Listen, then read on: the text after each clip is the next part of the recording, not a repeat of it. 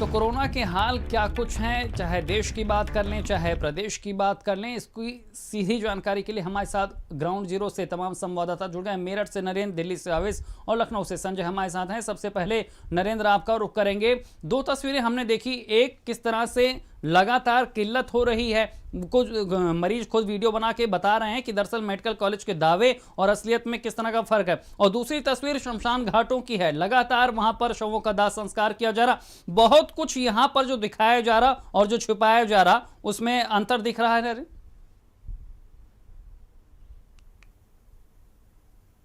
बिल्कुल, बहुत बड़ा अंतर है। जो हकीकत है उसको दबाने की कोशिश पूरी तरीके से यहाँ के अधिकारी कर रहे हैं। आपको बताएं कि कल निजी अस्पतालों में और मेडिकल में मिलाकर 35 मौतें हुई हैं कोविड मरीजों की, जिनमें से 11 केवल ऑक्सीजन की कमी के कारण हुई हैं और 47 शव जो हैं वो जलाए गए हैं शमशान में, जो कोविड प्रोटोकॉल के तहत जिनका अंतिम संस्कार हुआ है।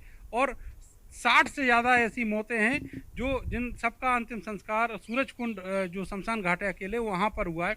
आपको बताएं कि ये जो तस्वीर मेडिकल कॉलेज की अभी जनता ने देखी, ये वो तस्वीर है उस वक्त की जब ऑक्सीजन लेवल वहाँ पर कम हो गया और ऑक्सीजन ख़त्म हो गया था, और जो मरीज़ थे वो तड़प उठे। उस तड़प की जो तस्वीर है वो सबने देखी। इसके अलावा मैं आपको बताऊँ कि मेडिकल कॉलेज ही नहीं, पूरे मेरठ में जितने भी कोविड अस्पताल हैं, कल पूरे दिन और पूरी रात उन सब में ऑक्सीजन को लेकर किल्लत रही है, अभी भी किल्लत है। मैं आपसे जिस वक्त बात कर रहा हूं, यहाँ लोकप्रिय अस्पताल में 40 मरीज केवल और जो 12 सिलेंडर के ऊपर आश्रित हैं और कुछ ही घंटे का जो बैकअप है वो शेष है। इसी तरह न्यूट्रिमा अस्पताल में भी यही स्थिति है। तो आप समझ सकते हैं कि किस तरह के हालात यहाँ पर हैं। अभी आनंद हॉस्पिटल में जब बात की गई एक मरीज को एडमिट कराने की, तो उन्होंने कहा कि आपके पास अगर ऑक्सीजन का सिलेंडर है तो फिर हम इनको एडमिट कर सकते हैं। हकीकत यह है कि जो निजी अस्पताल हो या मेडिकल हो, वहाँ पर बेड मौजूद है लेकिन ऑक्सीजन नहीं है और बाकी सुविधाएं नहीं है। इस वजह से मरीज जो है लगातार मर रहे हैं।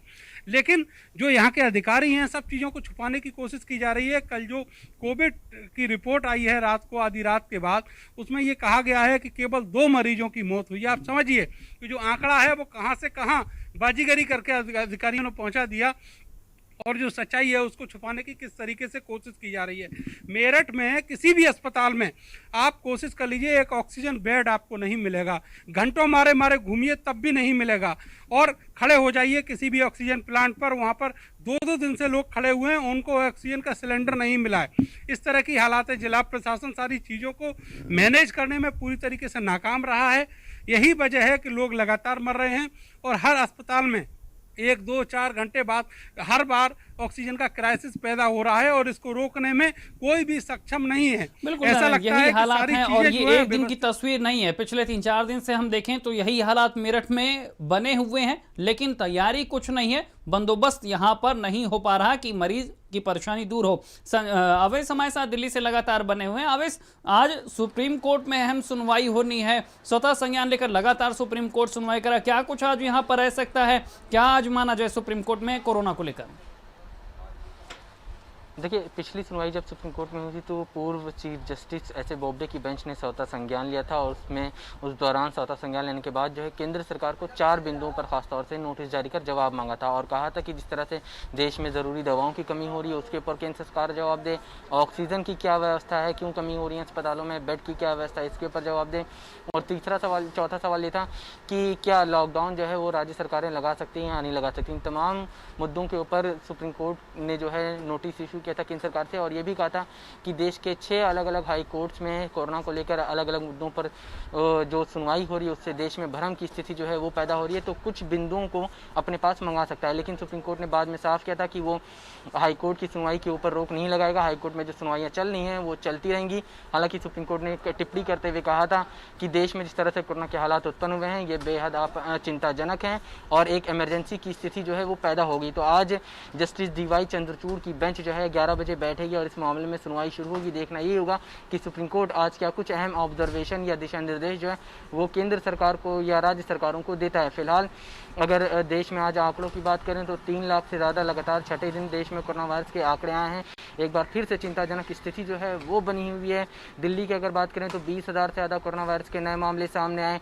हालांकि दिल्ली में जो टेस्टिंग है वो बीते दिनों के हिसाब से लगभग आधी रही, क्योंकि दिल्ली में एवरेज टेस्टिंग 75,000 के आसपास हो रही थी और कल की जो टेस्टिंग हुई है वो 50,000 के आसपास थी। तो ऐसे में जब 50,000 टेस्टिंग हुई है तो 20,000 पॉजिटिविटी रेट आए, नए मामले आए हैं। बिल्कुल अवैस, ये हालात है राजधानी देश की राजधानी दिल्ली के, और चिंता पूरे देश की है, इसीलिए सुप्रीम कोर्ट में आज इस पर सुनवाई भी होगी। संजय हमारे साथ लगातार बने हुए हैं लखनऊ से। संजय, राजधानी लखनऊ के जो हाल हैं वो तो पूरे प्रदेश को पता है, लेकिन हर जिले में यही तस्वीर है कि मरीजों का अस्पतालों में हाहाकार है और शमशान में कतार है शवों की। रेमडेसिविर जैसे इंजेक्शन नहीं मिल रहे हैं, मरीजों को बेड नहीं मिल रहे हैं। ये बंदोबस्त इतनी लंबे समय से लड़ाई लड़ने के बाद हम हासिल कर पाए हैं? बिल्कुल सैलेम, जिस तरीके से हालात बने हैं वो किसी से वाकई छिपे नहीं है। और चाहे लखनऊ की बात करें या फिर छोटे जिलों में, अभी तक क्या था कि जो हाईटेक और मेट्रो सिटीज थी वहां पर दिक्कतें बढ़ी हुई थी और लोगों को परेशानियों का सामना करना पड़ रहा था। लेकिन अब छोटे जनपदों में भी हालात बेकाबू होने शुरू हो चुके हैं और अब लगभग ये कहना गलत नहीं होगा कि बेकाबू की हालात लगभग बन से गए हैं। क्योंकि जो बाहर के लोग आए हैं उनकी तमाम दावे किए गए थे कि उनकी चेकिंग की जाएगी, उनकी थर्मल स्कैनिंग की जाएगी, उन्हें होम क्वारंटाइन किया जाएगा, और उन्हें क्वारंटाइन करके फिर उनके जिले भेजा जाएगा। लेकिन एक भी लखनऊ में ऐसा कोई क्वारंटाइन सेंटर नहीं है जो संचालित होना शुरू हो चुका हो। सीएम के निर्देश को करीब 12 से 15 दिन के समय गुजर चुका है, लेकिन लखनऊ में कोई जो है क्वारंटाइन सेंटर संचालित नहीं किया गया। ऐसे में चाहे दिल्ली हो, पंजाब हो और साउथ इंडिया से जो तमाम लोग यहाँ के काम करने जाते हैं, जो कामगार मजदूर हैं, वो लगातार लॉकडाउन के बाद अपने अपने घरों के लिए गए हुए हैं, लेकिन उन्होंने क्वारंटाइन नहीं किया। अरे क्वारंटाइन की तो बात छोड़ दी है, बस स्टॉप और रेलवे स्टेशन में सैनिटाइजर की एक सिंगल बोतल देखने को नहीं मिली है। भीड़ का आलम यह रहा कि लोग ठस करके और लड़ाई पहले से ही चुनौतीपूर्ण थी, ऊपर से सिस्टम की लापरवाही, लोगों की गैर जिम्मेदाराना बर्ताव ने इस वायरस से मुकाबले को और कठिन बना दिया। आप तमाम संवाददाताओं का बहुत बहुत शुक्रिया।